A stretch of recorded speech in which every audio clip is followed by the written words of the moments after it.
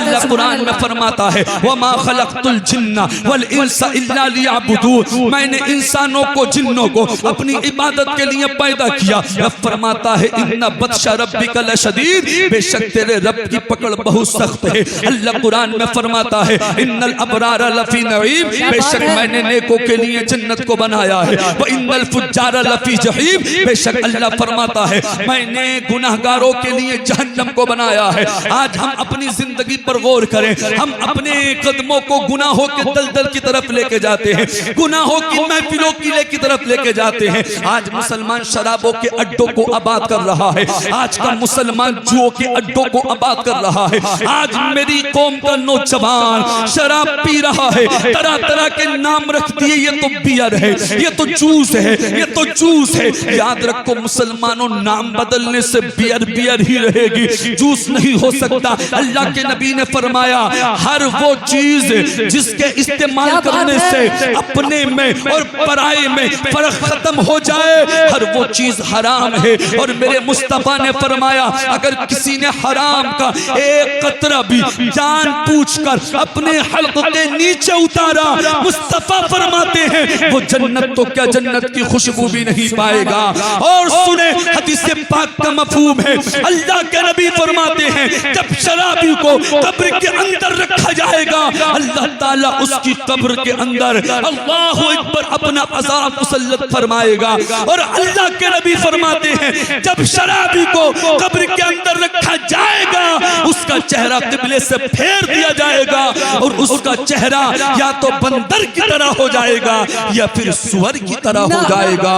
اللہ اکبر مسلمانوں، اے نوجوانوں، میری قوم کی ملت کے نوجوانوں، آج ایک بیٹا 2 بجے رات کے آتا ہے، ماں کو فکر نہیں، باپ کو فکر نہیں، ماں یہ نہیں کہہ رہی میرے لال تو رات کے 2 بجے تک کہاں تھا، رات کے 12 بج گئے تو کہاں تھا، نشے میں ہے، نشے میں ہے۔ لیکن نوجوان ہے، نشے کو نہیں چھوڑ رہا ہے، شراب کو نہیں چھوڑ رہا ہے۔ اے نوجوانوں، اس محفل میں آ کر اللہ اور اس کے رسول کے فرمان پہ عمل کرو، اور ہر شراب سے، ہر نشے والی چیز سے بچنے کی کوشش کرو۔ ارے اللہ کے ولیوں کی زندگی کو دیکھو، اللہ والوں کی زندگی کو دیکھو، میرے غوث اعظم کی زندگی کو دیکھو۔ آج ہم کہتے ہیں غوث کا دامن نہیں چھوڑیں گے، غریب نواز کا دامن نہیں چھوڑیں گے، صابر پاک کا دامن نہیں چھوڑیں گے۔ جانتے ہو غوث اعظم کی شان کیا ہے، غوث اعظم کا مقام و مرتبہ کیا ہے؟ غوث اعظم نے 40 سال تک عشاء کے وضو سے فجر کی نماز کو پڑھا۔ آج ہم کتنی نمازیں پڑھ رہے ہیں،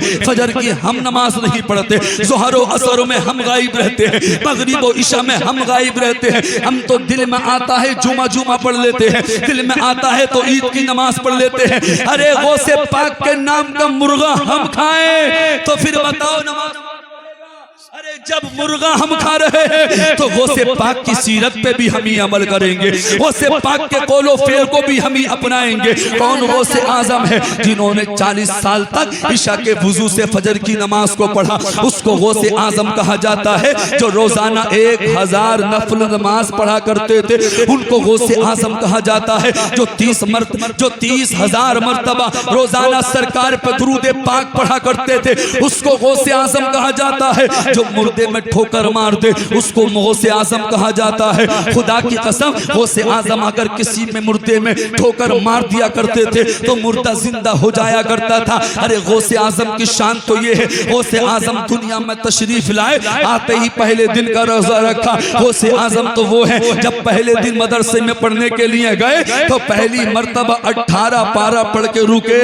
آپ کے استاذ نے کہا بیٹا یہ تو بتاؤ پڑھنے آئے ہو یا پڑھانے آئے ہو؟ کہا استاد حضرت جی پڑھنے آیا ہوں۔ میرے غوث نے فرمایا، میرے غوث کے استاد نے فرمایا بیٹا یہ تو بتا دو یہ 18 پارے کہاں یاد کیے ہیں، کون سے مدرسے میں پڑھے ہیں؟ باقی کے بھی وہی پڑھ لیتے۔ تو میرے غوث اعظم نے جواب دیا تھا حضرت جی بات یہ ہے جب میں اپنی ماں کے شکم میں تھا، اپنی ماں کے پیٹ میں تھا تو میری والدہ روزانہ 18 پاروں کو یا 15 پاروں کو روزانہ پڑھتی تھی، اور میں ان پاروں کو اپنی ماں کے شکم میں سنا کرتا تھا۔ میں نے یہ 18 پارے اپنی ماں کے شکم میں سن کے یاد کر دیا۔ نعرہ تکبیر، نعرہ رسالت، مسلک اعلی حضرت، مسلک اعلی حضرت، نعرہ حیدری، نعرہ حیدری۔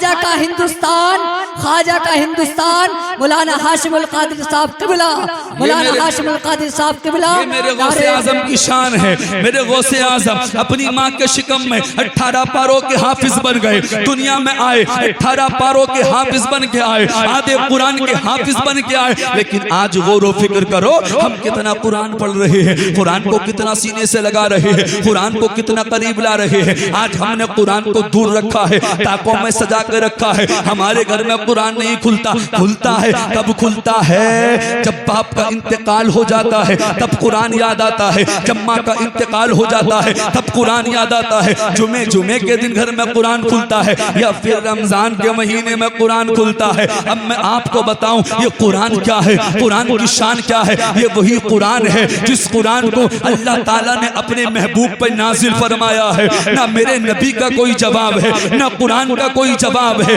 قرآن کے علاوہ اللہ نے دیگر اللہ اکبر آسمانی کتابیں دنیا میں نازل فرمائی، لیکن ان کے ماننے والوں نے ان میں گھٹا دیا، کچھ بڑھا دیا. لیکن خدا کی قسم اللہ قرآن کے بارے میں فرماتا ہے اِنَّا نَحْنُ نَزَّلْنَا الذِّكْرَ وَإِنَّا لَهُ لَحَافِظُونَ. اب فرماتا ہے بے شک ہم نے قرآن کو نازل کیا، ہم ہی اس کی حفاظت کرنے والے ہیں. قرآن کو لوگ قلبی مٹانا چاہتے تھے، مسلمانوں کو لوگ قلبی مٹانا چاہتے تھے، اسلام کو لوگ قلبی مٹانا چاہتے تھے. کل ابو جہل قرآن کو مٹانا چاہتا تھا، ابو لہب قرآن کو مٹانا چاہتا تھا، عتبہ قرآن کو مٹانا چاہتا تھا. آج ابو جہل کے چیلے قرآن کو مٹانا چاہتے ہیں. لیکن خدا کی قسم مسلمانوں، دنیا کے سارے غیر مسلم ایک طرف ہو جائیں اور قرآن کا ایک زبر مٹانا چاہے تو خدا کی قسم وہ قرآن کا ایک زبر بھی نہیں مٹا سکتے، قرآن کا ایک پیش بھی نہیں مٹا سکتے، قرآن کا ایک حرف بھی نہیں مٹا سکتے. اس لیے قرآن کی حفاظت کرنے والا کوئی اور نہیں ہے بلکہ خود پروردگار عالم. سبحان اللہ، سبحان اللہ، بہت اچھا حضرت. قرآن کی حفاظت کرنے والا خود پروردگار عالم ہے. آج ہم نے قرآن کو بھلا دیا. لوگ کہتے ہیں مولانا گھر میں برکت نہیں ہوتی، برکت نہیں ہوتی. ہم دنیا کے سارے کام تو کرتے ہیں لیکن نماز نہیں پڑھتے، دنیا کے سارے کام تو پڑھتے ہیں لیکن قرآن نہیں پڑھتے. آج عبدل پنچر جوڑ رہا ہے، آج عبدل چائے پلاتا ہوا نظر آ رہا ہے، آج عبدل دنیا کا ہر ایک کام کرتا ہوا نظر آ رہا ہے. لیکن آج ہم اپنے بچوں کو دینی تعلیم نہیں دلاتے، قرآن سے قریب نہیں کرتے. اے لوگوں اپنے بچوں کو قرآن کے قریب کرو، قرآن کے قریب کرو. اب ذرا سنیں، ہر مسلمان جنت چاہتا ہے، جنت چاہتا ہے. جنت کیسے ملے گی؟ اللہ کے فرمان پہ عمل کر کے ملے گی، مصطفیٰ کے قول پہ عمل کرنے سے ملے گی. آؤ ذرا سنو، قرآن مقدس کے اندر ایک سورت ہے جس کا نام سورہ اخلاص ہے. اس کی فضیلت کیا ہے؟ اللہ کے نبی نے فرمایا جو 3 مرتبہ سورہ اخلاص پڑھتا ہے اللہ اس کو ایک قرآن مقدس کا ثواب عطا فرماتا ہے. آگے سنو، اللہ کے نبی نے فرمایا صحابہ کا مجمع لگا ہوا تھا، ابو بکر صدیق بھی موجود تھے، عمر فاروق اعظم بھی موجود تھے، علی شیر خدا بھی موجود تھے، عثمان غنی بھی موجود تھے. آقا کے تمام غلام آقا کے ہمراہ تھے، آقا کے پاس تھے، آقا کی بارگاہ میں موجود تھے. نبی تقریر فرما رہے تھے. تقریر کرتے کرتے میرے نبی نے فرمایا اے میرے غلاموں، جو روزانہ فجر کے بعد 10 مرتبہ سورہ اخلاص کی تلاوت کرے گا اللہ اس کے لیے جنت میں ایک محل تیار کر دے گا، اللہ جنت میں اس کے لیے ایک محل عطا فرمائے گا. آقا نے جب اتنا فرمایا حضرت عثمان حضرت عمر فاروق اعظم کھڑے ہو گئے. عرض کیا یا رسول اللہ اگر کوئی 100 مرتبہ سورہ اخلاص کی روزانہ تلاوت کرے تب کیا ہوگا؟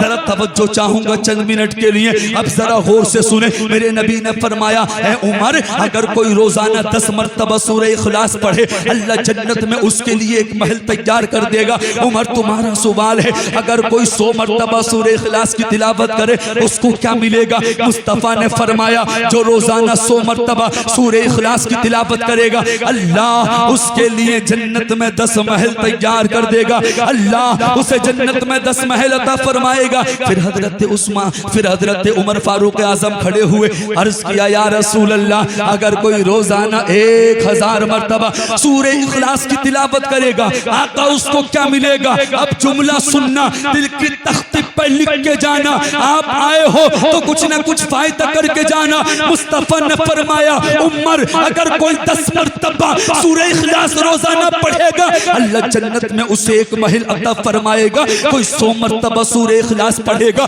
اللہ جنت میں اسے 10 محل عطا فرمائے گا. اے عمر تم کہتے ہو جو 1000 مرتبہ روزانہ سورہ اخلاص پڑھے گا یعنی قل هو اللہ شریف پڑھے گا اس کو کیا ملے گا؟ تو میرے مصطفیٰ نے فرمایا اے عمر اگر کوئی روزانہ 1000 مرتبہ سورہ اخلاص کی تلاوت کرے گا اللہ جنت میں اس کے لیے 100 محل تیار کر دے گا, 100 محل عطا فرمائے گا. عمر فاروق اعظم نے اللہ اللہ جب اتنا سنا کھڑے ہو گئے, عرض کیا یا رسول اللہ اگر اللہ تعالیٰ اپنے ایک ایک بندے کو جنت میں 100 محل عطا فرمائے گا, آقا کیا اللہ کی جنت میں کمی نہیں آئے گی؟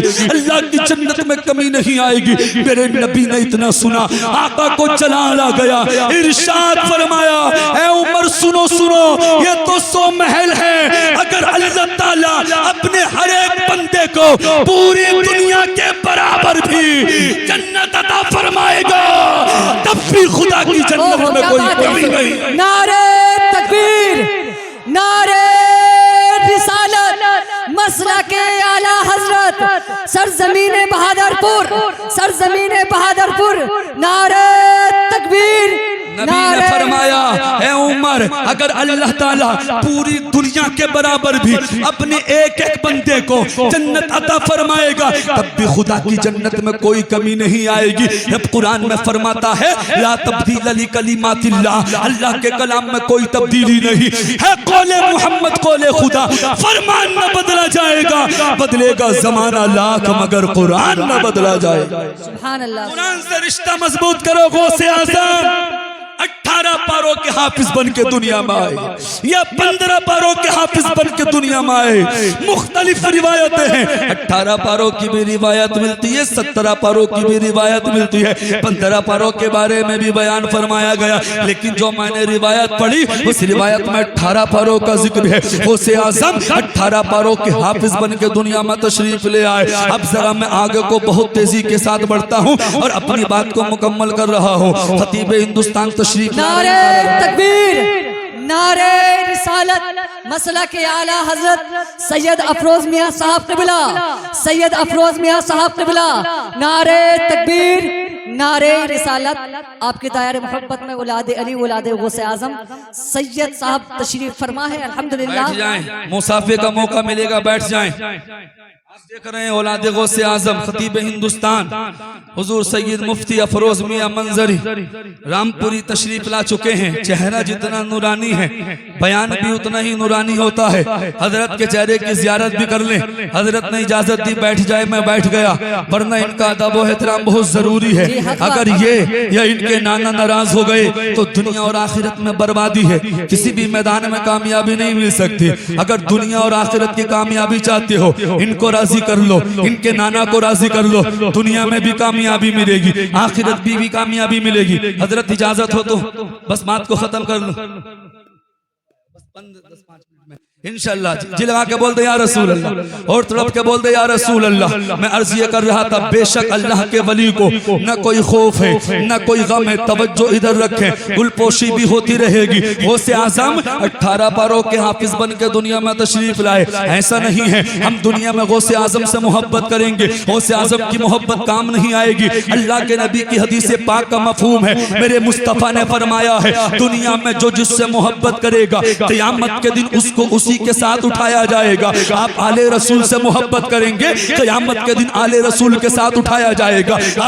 آپ دنیا میں غوث اعظم سے محبت کریں گے تو قیامت کے دن غوث اعظم کے ساتھ اٹھایا جائے گا. آپ دنیا کے اندر حاجیوں سے محبت کریں گے قیامت کے دن حاجیوں کے ساتھ اٹھایا جائے گا. اس لیے دنیا کے اندر شرابیوں سے محبت نہ کرو, نمازیوں سے محبت کرو, چغل خوروں سے محبت نہ کرو, اور نیک لوگوں سے محبت کرو. تقوی داروں سے محبت کرو، پرہیزگاروں سے محبت کرو۔ شکیل بھائی آ گئے ہیں اور بہت جلد میں اپنی بات کو ختم کر رہا ہوں۔ کون غوث اعظم ہے، ان کی شان کیا ہے، اور غوث اعظم کی محبت دنیا میں بھی کام آئے گی، قیامت میں بھی کام آئے گی، آخرت میں بھی کام آئے گی۔ اللہ اللہ سنیں، غوث اعظم کی بارگاہ میں غوث اعظم کا ایک مرید آ گیا۔ ادھر دیکھیں، ادھر توجہ رکھیں، غوث اعظم کی بارگاہ میں حضور غوث اعظم کا ایک مرید آ گیا۔ آنے کے بعد عرض کرنے لگا، حضور مجھے اپنا بنا لیجئے، اپنا مرید بنا لیجئے، آپ سے میں مرید ہونا چاہتا ہوں۔ غوث اعظم کی محبت کیا ہے، ذرا توجہ کے ساتھ سننا۔ اللہ اللہ لوگ کہتے ہیں یہ کیا کرتے ہیں سننے، بریانی کبھی غوث اعظم کی، کبھی غریب نواز کی چھٹی کرتے ہیں، یہ کیا کرتے ہیں، لیکن خدا کی قسم سنو سنو، غوث اعظم کی طاقت کیا ہے، ان کا مقام و مرتبہ کیا ہے۔ آپ کا مرید، آپ کی ایک شخص آپ کا چاہنے والا آپ کی بارگاہ میں آیا، کہا حضور مرید کر لیجئے۔ غوث اعظم نے اپنا مرید بنا لیا۔ جب وہ مرید ہوا اور واپس اپنے گھر کو چلا گیا تو حضور تاریخ کے اندر آتا ہے، حضور غوث پاک کا وہ مرید ہونے کے بعد جب اپنے گھر کو گیا تو اس کے اندر ایک بیماری پیدا ہو گئی، ایک شکایت پیدا ہو گئی۔ وہ بیماری کیا تھی، وہ شکایت کیا تھی، جب وہ سوتا تھا تو اس کو غسل کی حاجت ہو جاتی تھی، غسل اس پہ فرض ہو جایا کرتا تھا، غسل اس پہ واجب ہو جایا کرتا تھا۔ اب ذرا توجہ کے ساتھ سننا، غوث اعظم کا مرید پریشان، جب وہ سوتا تھا اس کو غسل کی حاجت ہو جاتی تھی۔ دل میں خیال آیا جب سے مرید ہوا ہوں بیماری بڑھ گئی ہے، پریشانی بڑھ گئی ہے، جب سوتا ہوں غسل کی حاجت ہو جاتی ہے۔ اللہ اللہ دل میں سوچتا پھر غوث اعظم کی بارگاہ میں چلا گیا، پھر غوث اعظم کی بارگاہ میں چلا گیا اور جانے کے بعد عرض کرنے لگا، حضور جب سے آپ کا مرید ہوا ہوں بیماری بڑھ گئی ہے، شکایت بڑھ گئی ہے۔ اللہ اکبر مسلمانوں، غوث اعظم نے کہا میرے مرید بتا تو صحیح کیا ہو گیا۔ کہا حضور جب سوتا ہوں مجھے غسل کی حاجت ہو جاتی ہے، مجھے غسل کرنا پڑتا ہے۔ حضور یہ معاملہ 1-2 مرتبہ نہیں ہوا بلکہ 70 مرتبہ ہو چکا ہے۔ غوث اعظم نے جب اتنا سننے کے بعد کہا اب تیرا کام بن گیا، اب تیرا کام ہو گیا۔ غوث اعظم کا مرید کہنے لگا حضور بتاؤ تو صحیح میرا کام کیا بن گیا، میرا کام کیا بن گیا۔ تو میرے غوث اعظم نے فرمایا تھا، اے میرے مرید کان کھول کے سن لے، جب تو میرے پاس مجھ سے مرید ہونے کے لیے آیا تھا، جب میں نے تجھے اپنا مرید بنا لیا تھا اور جب تو مرید ہو کے واپس اپنے گھر کو جا رہا تھا تو میں نے لوہے محفوظ میں دیکھا تھا کہ تیری تقدیر میں 70 زنا کا گناہ لکھا ہوا تھا۔ جب میں نے اتنا دیکھا رب کی بارگاہ میں ہاتھوں کو اٹھایا، دعا کی مولا اے میرے پروردگار عالم اب یہ میرا مرید ہو چکا ہے، اب یہ میرے سلسلے میں آ چکا ہے، اب یہ میرے دامن میں آ چکا ہے۔ اے مولا اے پروردگار عالم تیرے محبوب کا قول ہے دعا تقدیر کو بدل دیتی ہے۔ اے مولا میرے اس مرید کو اس گناہ سے بچا لے۔ میرے غوث اعظم کہتے ہیں اے میرے مرید جب میں نے رب کی بارگاہ میں اتنی دعا کی اللہ تعالیٰ نے میری دعا کو قبول کر لیا اور میری دعا کی وجہ سے 70 زنا کو 70 احترام میں تبدیل کر دیا۔ کسی نے کہا ہے نگاہ ولی میں وہ تاثیر دیکھی بدلتی ہزاروں کی تقدیر۔ کیا بات ہے، کیا بات ہے، سبحان اللہ۔ نعرہ تکبیر، نعرہ رسالت، مسلک اعلیٰ حضرت علماء کرام، خواجہ کا ہندوستان، نعرہ تکبیر، نعرہ رسالت۔ نگاہ ولی میں وہ تاثیر دیکھی بدلتی ہزاروں کی تقدیر دیکھی۔ یہ میرے غوث اعظم کی شان ہے، یہ ان کا مقام و مرتبہ ہے۔ آخری بات کر کے بات کو ختم کر رہا ہوں۔ اچھا آپ کے بات سمجھ میں آ رہی ہے تو بولتے یا رسول اللہ۔ حضرت بھی تقریر کو سن رہے ہیں اور مجھے حضرت کی محبت پہ مکمل یقین ہے، یہ قادری فقیر پوری رات بھی سنائے گا تو حضرت محبت سے سنتے رہے۔ یہ محبت ہے، دل کا معاملہ ہے، مجھے یقین ہے، دعوے کے ساتھ کہہ رہا ہوں۔ مگر ایسا نہیں ہوگا، جب انہیں مجھ سے محبت ہے تو مجھے بھی ان سے محبت ہے، مجھے بھی ان کا مکمل خیال رکھنا ہے۔ آخری بات بتا کے بات کو ختم کر رہا ہوں۔ جی لگا کے بولتے یا رسول اللہ۔ ارے کون غوث اعظم ہے؟ غوث اعظم کی تقریر سن کے غیر مسلم نبی کا کلمہ پڑھ کے مسلمان ہو جاتے تھے. غوث اعظم کی لوگ تقریر سن کے بے شمار گناہگار خدا کی قسم رب کی بارگاہ میں سچی توبہ کر لیا کرتے تھے. آج ہمیں بھی اچھا بننا ہے, اپنی زبانوں میں تاثیر پیدا کرنی ہے تاکہ ہم کچھ بیان کریں, لوگ ہماری باتوں کو دل پہ لیں اور پھر رب کی بارگاہ میں سچی توبہ کریں. غوث اعظم سے تقریر کرنی نہیں آتی تھی. حضور غوث اعظم کے خواب میں نبی تشریف لائے, کہا بیٹا تقریر کیا کرو. کہا سرکار تقریر کرنی نہیں آتی, نانا تقریر کرنی نہیں آتی. تو میرے نبی نے فرمایا بیٹا عبد القادر اپنا منہ کھولو. حضور غوث اعظم نے جب اپنا منہ کھولا تو میرے آقا نے 7 مرتبہ حضور غوث اعظم کے منہ میں اپنا لعاب دہن ڈالا, اپنا تھوک ڈالا. خدا کی قسم پھر اس کے بعد جب غوث اعظم تقریر کرتے تھے تو 70,000 کا مجمع ہوتا تھا. جیسی آواز آگے بالے کو جاتی تھی ویسے ہی آواز پیچھے بالے کو جاتی تھی. یہ غوث اعظم کی شان ہے, یہ غوث اعظم کا مقام و مرتبہ ہے. لیکن جو میں بات بتانا چاہتا ہوں اس بات کو سن لے. میرے غوث اعظم کی شان کیا ہے؟ بغداد شریف کے اندر ایک بہت بڑا تاجر رہتا تھا. نعرہ تکبیر, نعرہ رسالت, مسلک اعلی حضرت شاعر اسلام عاقل رضا مراد آبادی صاحب قبلہ. نعرہ تکبیر, نعرہ رسالت. شاکار ترنم شاعر ہندوستان عاقل رضا مراد آبادی تشریف لا چکے ہیں. سنیں غوث اعظم کی شان کیا ہے. دل سے غوث اعظم سے محبت کرو, ان سے پیار کرو, ان کے دامن سے وابستہ ہو کے زندگی کو گزارو. صرف پنچر ہی مت جوڑو, چائے والا نہ بنو بلکہ قرآن والا بنو. نمازیں پڑھ کے زندگی کو گزارو. آج عبد الپنچر جی حضرت اکثر تقریروں میں بولا کرتے ہیں عبدال تو پنچر جوڑ رہا ہے, فلا فلا کام کر رہا ہے. لیکن ہمیں کیا کرنا ہے؟ ہمیں نمازیں پڑھ کے زندگی گزارنا ہے, سچا پکا غوث کا عاشق بن کے زندگی گزارنا ہے. بغداد شریف کے اندر ایک بہت بڑا تاجر تھا, تجارت میں اس کو کمال حاصل تھا, کمال تھا, مہارت حاصل تھی. اب آخری جملہ میری تقریر کا آ رہا ہے. تاریخ کے اندر آتا ہے اس تاجر کا نام ابو غالب تھا. سبحان اللہ. اور وہ علماء سے محبت کرتا تھا, علماء حاسد نہیں تھا, علماء سے محبت کرنے والا تھا, علماء سے پیار کرنے والا تھا. حضور غوث پاک کی بارگاہ میں آیا. آنے کے بعد حضور غوث پاک کی دعوت کی. کہا حضور آپ کی میرے گھر دعوت ہے, حضور آپ کی میرے گھر دعوت ہے. اور میرے غوث اعظم نے کبھی بھی کسی کا دل نہ دکھایا, دعوت کو قبول کر لیا. ایک ایک وقت میں 70 گھروں میں پہنچے ہیں حضور غوث اعظم. لیکن خدا کی قسم وہ واقعہ نہیں ہے. لیکن سنیں میرے غوث اعظم نے دعا کو یعنی دعوت کو قبول کر لیا. اور جب دعوت کا وقت آیا, دعوت کا ٹائم آیا, حضور غوث اعظم ابو غالب کے گھر پہنچے تو عراق کے بڑے بڑے علماء, بڑے بڑے مشائخ پہلے ہی سے اس تاجر کے گھر موجود تھے, ابو غالب کے گھر موجود تھے. حضور غوث اعظم جب اس تاجر کے گھر پہنچے, جا کر بیٹھے اور جیسے ہی غوث اعظم کے سامنے ایک ٹوکرا رکھا گیا, غوث اعظم سمجھ گئے اس دعوت کا مطلب کیا ہے, اس دعوت کا مقصد کیا ہے. حضور غوث اعظم نے جیسے اس ٹوکرے کو دیکھا, اشارہ کر کے کہا اس ٹوکرے کو کھولا جائے. ٹوکرا کھولا گیا. ٹوکرے کے اندر کوئی مرغا نہیں تھا, کھانے کا سامان نہیں تھا, بلکہ اس ٹوکرے کے اندر ابو غالب تاجر کا ایک بیٹا تھا جو ہاتھوں سے معذور تھا, پیروں سے معذور تھا, آنکھوں سے دیکھ نہیں سکتا تھا. اللہ اللہ. میرے غوث اعظم نے جب اتنا دیکھا, دیکھنے کے بعد ارشاد فرمایا قم باذن اللہ, اللہ کے حکم سے کھڑا ہو جا. خدا کی قسم اس تاجر کا بیٹا کھڑا ہوتا جاتا تھا, کہتا جاتا تھا نگاہ ولی میں وہ تاثیر دیکھی, بدلتی ہزاروں کی تقدیر دیکھی.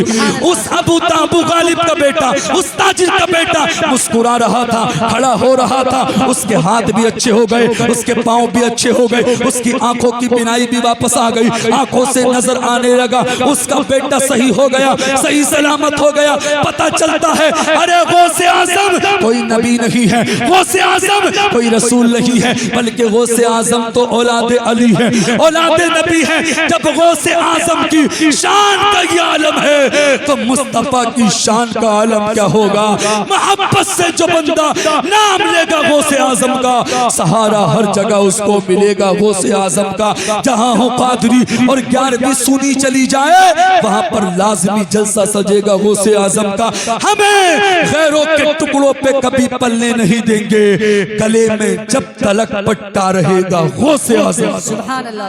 غوث اعظم کے سچے عاشق بنے، نمازیں پڑھ کے زندگی گزارے، قرآن کے قریب ہونے کی کوشش کریں، اور روزانہ کم سے کم 1000 مرتبہ نہ صحیح 100 مرتبہ نہ صحیح تو کم سے کم روزانہ 10 مرتبہ قل هو اللہ شریف یعنی مکمل سورہ اخلاص پڑھ کے زندگی کو گزارے۔ اللہ قرآن میں فرماتا ہے بے شک اللہ کے جو ولی ہیں نہ انہیں کوئی خوف ہے نہ کوئی غم ہے، اپنی زندگی کو اچھا کر لو، جس کی زندگی اچھی اس کی موت اچھی، جس کی موت اچھی اس کی آخرت اچھی، جس کی آخرت اچھی اس کی جنت پکی۔